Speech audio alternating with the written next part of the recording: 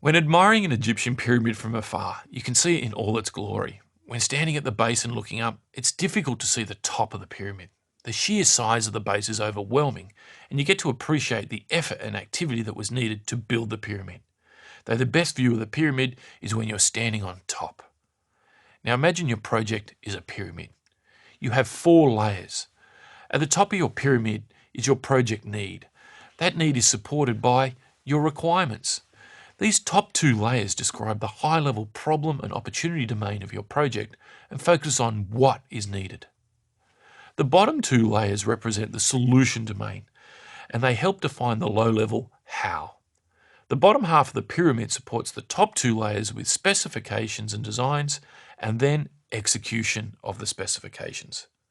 Both bottom layers typically absorb the bulk of the project time, and resources are needed to deliver against the problem/opportunity domain.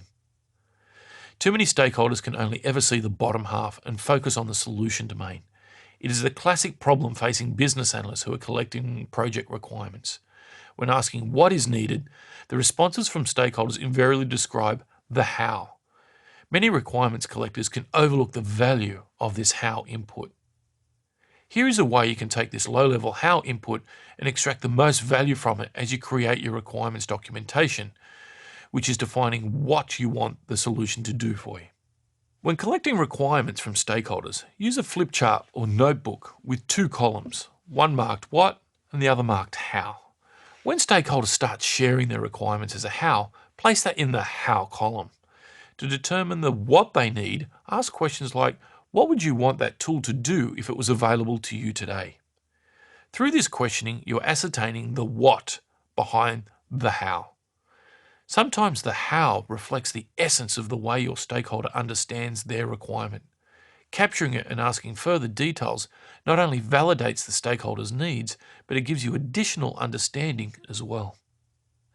Although many business analysts are accustomed to flip-flopping between high-level and detailed requirements gathering, this approach can be effective with stakeholders that have a definitive how in mind, and discussion involving detailed requirements is another way of extracting the what.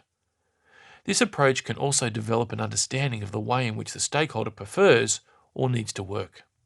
From this, the requirements gatherer can extract the what that is needed to complete the project requirements documentation.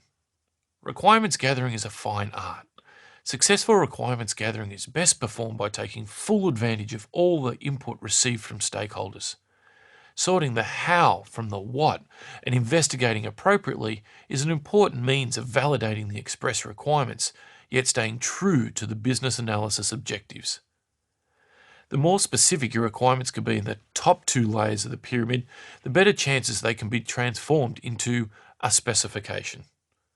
These specifications then inform the design, which are then executed against to create the project deliverables of what the stakeholder is really asking for in the first place, and creating a lasting solution for others to admire.